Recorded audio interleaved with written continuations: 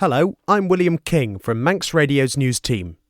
The Royal College of Nursing is bringing a campaign bus to the Isle of Man next week, which it hopes will raise the profile of the current pay dispute. Nurses have asked for a 15% pay rise but have been offered 10%, plus a further consolidated 2%. This podcast is my full conversation with Mary Ann Parkinson, a senior regional officer for the Royal College of Nursing. We spoke about what they want to achieve by bringing the campaign bus to the island and what it will take to bring an end to the pay dispute. At the end of the podcast, we'll hear from Treasury Minister Alex Allinson. He's been giving evidence to a Tynwald committee and has said that the Manx government doesn't have enough of a contingency fund to match pay rises given to public sector workers in the UK. First, though, Mary Ann Parkinson from the Royal College of Nursing. The industrial action is about our pay dispute. We're in dispute about our pay offer. The offer that the Manx Care has given us isn't enough. We asked for 15% over the 2-year deal, and up to now we've got 10%. So we're still in dispute for the 5. They've come with a further 2% on top of that in the cost of £1,000 consolidated pay. So we're still 3% short, and that's why we're still in dispute. It's not what our membership believe we should be getting. OK, so you've got a bus visiting the Isle of Man, a campaign bus. Tell me about that. How do you think that's going to help? Well, we've done the industrial action day where we went out strike and public saw us, but we were only up at the Nobles site. And what we've said is we've got nurses within health and social care, within Manx Care, across the island. So we wanted to get out and across, and also to try and engage with the public and also the MHKs within the different districts. So the point is to raise the profile, to tell people exactly what our members are experiencing with respect to the difficulties of what we call living a life. So we can't afford cars. Some people are going to food banks. Some people can't afford to get into work. They're having to car share. You know, there's lots of things. Inflation's gone the way it has. So it's difficult to live on the Isle of Man and actually to be a nurse or a nursing support worker. It's very difficult. So the point of it is to get around and actually engage with our members who don't work predominantly on the Noble site, but also to raise awareness with the public and hopefully get the MHKs within those districts to actually engage with us, because we need the MHKs to get involved with us, because they're the people that potentially are going to be the ones that take the questions to Tynwald. Because although we're in dispute with the company Manx Care, the trust, it's the government that's going to have to help us financially. They're going to have to give money to Manx Care in order that they can give us a more increased pay award. So, Mary Ann, you've already said that the government has offered 10% and then further money on top of that. What will you say to people who say that actually the difference in what you're asking for now isn't very much? The difference, when you say it's not very much, it's accumulative. So we've had a drip feed. You know, these negotiations have been going on for 2 years. So, you know, I know people say, well, it's only another 3%. Yeah, it's only another, but it's something more. We're asking for a pay rise, but it's more for restoration. You know, we're into next year's pay award, but we haven't even started that. You know what I mean? It's if people say to me, well, you know, you've got enough, but we haven't. And if you actually want us to compare what people were on 3 or 4 years ago and what they're on now, it's very little difference. It sounds a lot to say, 10%, but 10% on what their salary is, it's not a lot and it's not enough. So let's talk about nurses and taking industrial action. Obviously, it's a very difficult decision for an individual to make, but does it put people, members of the public, at risk when that happens?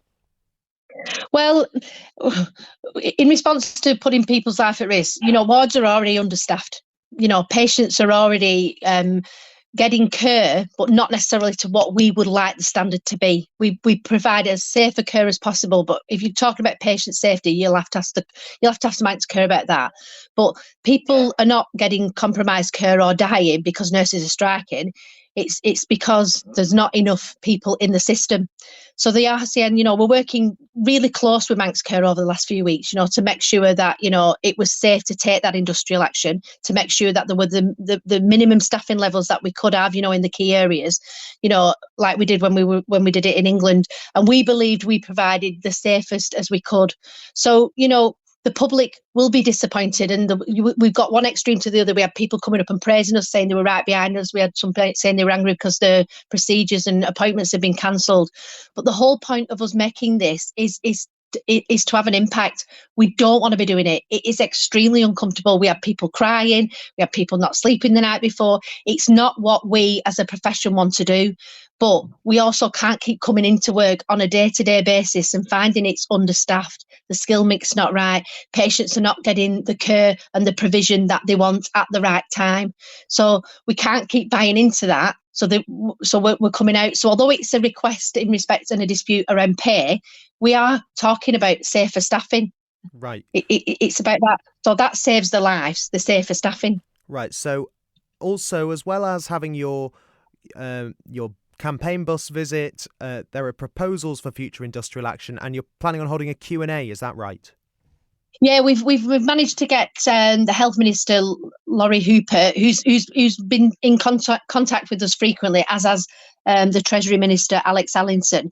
But unfortunately, Alex is on annual leave for a week, so he's unable to come. So we're having a Q&A session with the Health Minister, the Chief Exec Teresa, and the Director of Finance Jackie, in order that we can get our membership to understand what the financial position Manx Care are in, what they can or can't do, and obviously the Health Minister to say, look, you're the Minister for Health and we're in dispute. So it's hopefully to try and sort of get some sort of joined up thinking about, well, how do we get this? We don't want to be taking action. We need to get around the table and settle this dispute, but there's nothing coming from Manx Care at the minute. So the point of it is to get them round, to get our members to try and get an understanding of what we're trying to ask for and why we're asking for it on behalf of those members, but get the company to respond directly to them. Because I go in a room and negotiate, but nobody's asked. We've sent the letter of dispute and that we're taking the action, but we've not had a response. Not had a response from the government. We've not had a response from Manx Care. At what point, Marianne, at what point does this end? You're saying you're around the table. That if this 15% doesn't come and you're left with the 12%, at what stage do you stop?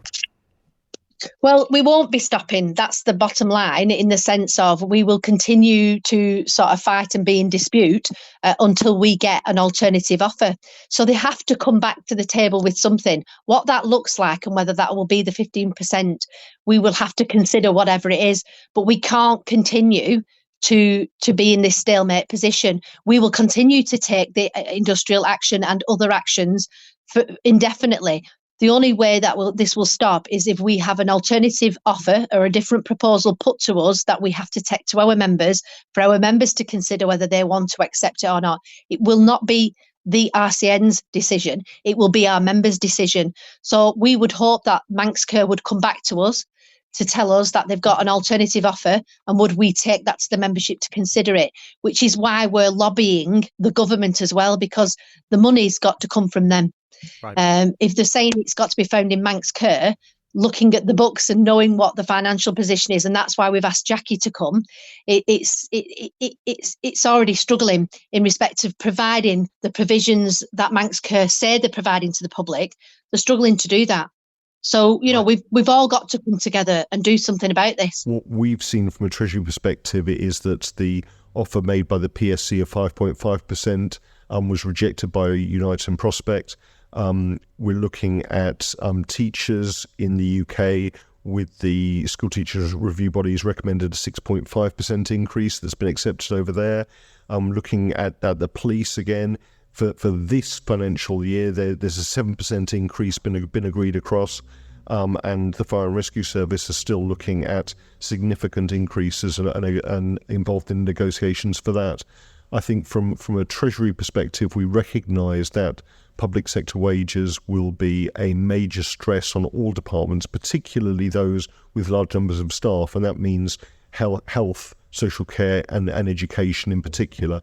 In answer to your question, will Treasury have to come up with some additional resources to allow those pay awards to be funded? The answer is undoubtedly yes.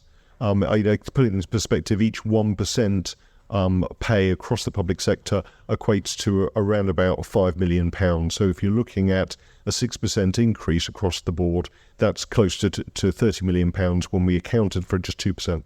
So in terms of your contingency, is there enough money in the pot to actually meet those demands? In terms of government contingency, no. The Treasury contingency that we have in terms of revenue, there will not be enough to deal with all those wage increases. And what we will need to do is look at other ways that we can fund that. Again, one of the issues, and I know you've been extremely concerned about drawdown on reserves. And when you're faced with increased costs, you either reduce your expenditure or increase your revenue, or you borrow. Now, the Isle of Man government, I can't borrow money, but what I can do is draw down from reserves. We've already said that we're doing that to the tune of 152 million this year. I don't want to do any more. However, as we go through this year, we will be looking at efficiency savings. We will be looking at prioritising services. But if we need to put extra money into guaranteeing, agreed pay settlements particularly with some of our key workers, that extra money will have to be found somewhere, and that will come down to Treasury to deal with that. Thank you for making it to the end of the Little Manx Radio newscast. You are obviously someone with exquisite taste. May I politely suggest you might want to subscribe to this and a wide range of Manx Radio podcasts at your favourite podcast provider, so our best bits will magically appear on your smartphone. Thank you.